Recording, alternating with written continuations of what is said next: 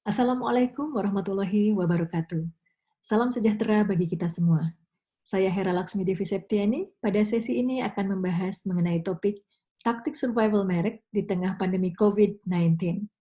Topik ini sangat menarik untuk dibahas karena bagaimana membuat brand atau merek dapat bertahan di tengah pandemi COVID-19 merupakan PR bagi setiap praktisi pemasaran saat ini.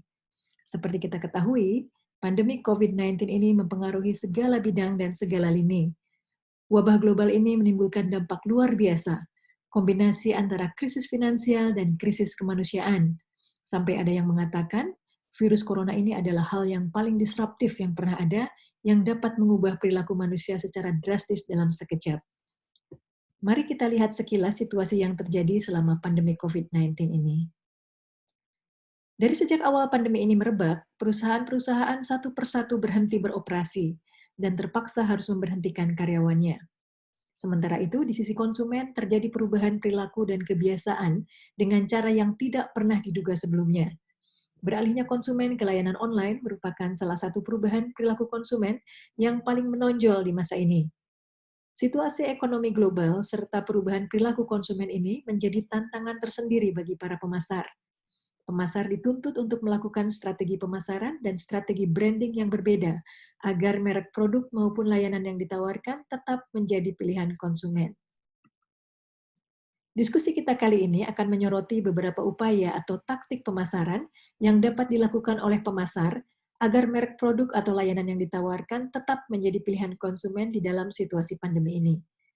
Terdapat sedikitnya 6 taktik yang dapat dilakukan oleh pemasar di masa pandemi ini, yaitu pemanfaatan data, antisipasi dampak operasional, mengoptimalkan anggaran pemasaran, be human, be humble, be helpful, kemudian bangun percakapan, dan taktik terakhir adalah go online.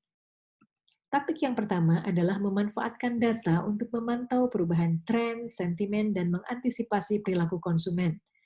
Di dalam situasi yang penuh ketidakpastian ini, berbagai berita berlalu lalang tanpa dapat dibedakan mana yang benar dan mana yang hoax. Oleh karena itu, keberadaan data menjadi suatu hal yang sangat penting. Dengan tersedianya data dari pihak yang dapat dipercaya, maka pelaku bisnis, termasuk pemasar, dapat mengambil keputusan penting.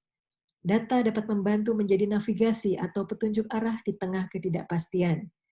Data dalam hal ini dapat berupa data terkait COVID-19, misalnya model prediktif yang memperkirakan kapan wabah ini akan berakhir, maupun data terkait performansi perusahaan, situasi pasar, pesaing, dan perilaku konsumen.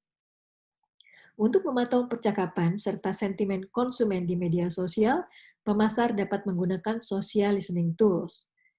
Kita juga dapat menggali informasi dari garda depan, yaitu tim penjualan serta tim pelayanan pelanggan, untuk mendapatkan informasi terkait ekspektasi maupun keluhan pelanggan. Memprediksi perilaku konsumen juga dapat dilakukan dengan memanfaatkan MarTech atau marketing teknologi. Dengan MarTech, pemasar bukan hanya dapat memperoleh data mengenai aktivitas konsumen yang sudah lampau, namun juga dapat memprediksi perilaku konsumen di masa yang akan datang, sehingga pemasar dapat melakukan langkah-langkah antisipatif.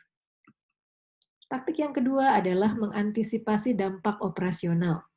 Masa pandemi ini dapat menimbulkan masalah dalam hal produk dan pelayanan. Pabrik-pabrik yang tutup serta rantai pasok yang terganggu membuat pasokan berkurang.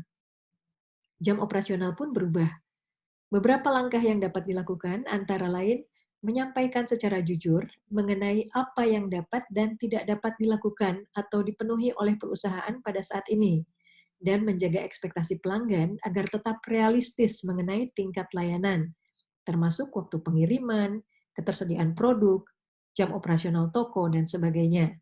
Berhati-hati pada saat menyampaikan suatu komitmen atau janji, karena jika tidak dapat dipenuhi, maka konsumen akan kehilangan kepercayaan. Ada baiknya juga untuk meninjau ulang aturan-aturan serta kebijakan yang ada dan menyesuaikannya dengan situasi saat ini. Misalnya dengan mengizinkan pelanggan untuk melakukan pembatalan atau memperpanjang tempo pembayaran.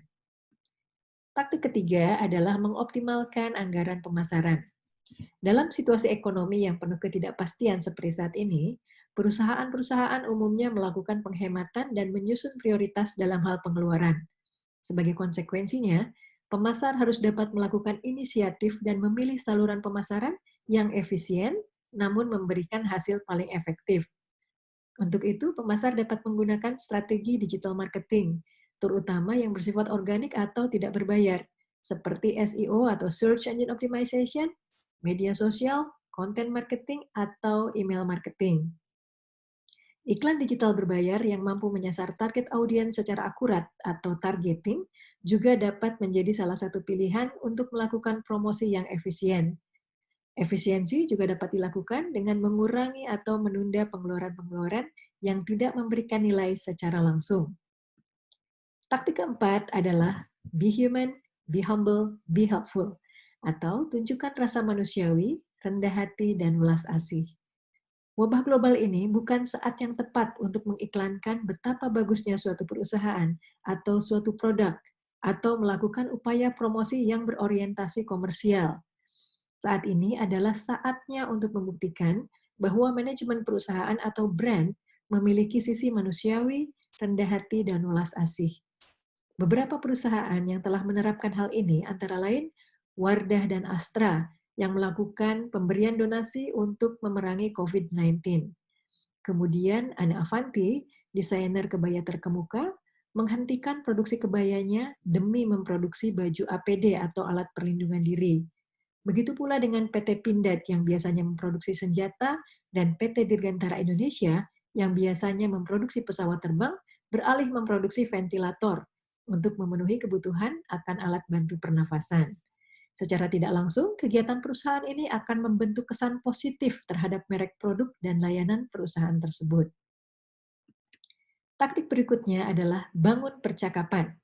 Suatu survei menunjukkan sekitar 90% merek memilih untuk menghentikan semua aktivitas dan tidak melakukan komunikasi apapun pada masa pandemi ini.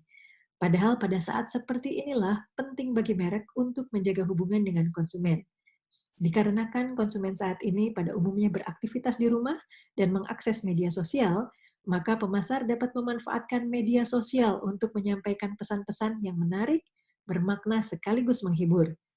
Salah satu contoh komunikasi dengan pendekatan humor yang viral adalah video dari stand-up komedian Bintang Emon yang menjelaskan mengenai betapa pentingnya tinggal di rumah, melakukan social distancing, dan mengikuti aturan selama wabah COVID-19. Video ini ditonton jutaan orang dan dianggap berhasil memberikan edukasi kepada masyarakat mengenai COVID-19 dengan cara yang menghibur. Bahkan sebagian netizen berkomentar bahwa Bintang Emon lebih cocok memberikan penjelasan tentang COVID-19 daripada pemerintah. Merek yang berkomunikasi di media online pada saat wabah secara teoritis dapat menjangkau lebih banyak orang dibandingkan pada masa sebelumnya, mengingat pada saat wabah tingkat penggunaan sosial media jauh lebih tinggi. Seperti apapun situasinya, don't stop communicating. Tetap jalin komunikasi dengan konsumen. Taktik yang terakhir, namun sangat relevan dengan situasi saat ini adalah go online. Dengan semakin banyaknya konsumen yang menggunakan media digital, maka menggunakan teknologi digital atau go online, termasuk memanfaatkan media sosial dan web marketing, akan memberikan manfaat bagi pemasar. Salah satu manfaat utama dari layanan online adalah memberikan jangkauan pasar yang unlimited, tidak terbatasi oleh wilayah geografis. Saat ini sudah banyak layanan yang biasanya dilakukan secara offline mulai diarahkan untuk menjadi online. Contohnya konsultasi kesehatan online atau telemedicine atau disebut juga medtech. Kemudian sistem pembelajaran online atau edutech. Ada juga property tech atau proptech, food tech, dan lain sebagainya. Beberapa bisnis retail supermarket offline juga melihat situasi ini sebagai peluang, sehingga mereka khusus menyediakan layanan online selama wabah COVID-19 ini. Contohnya adalah Giant, Transmart, Ranch Market, Superindo, dan Tip Top. Beberapa di antaranya bekerja sama dengan Happy Fresh yang menjadi salah satu sponsor acara kita hari ini.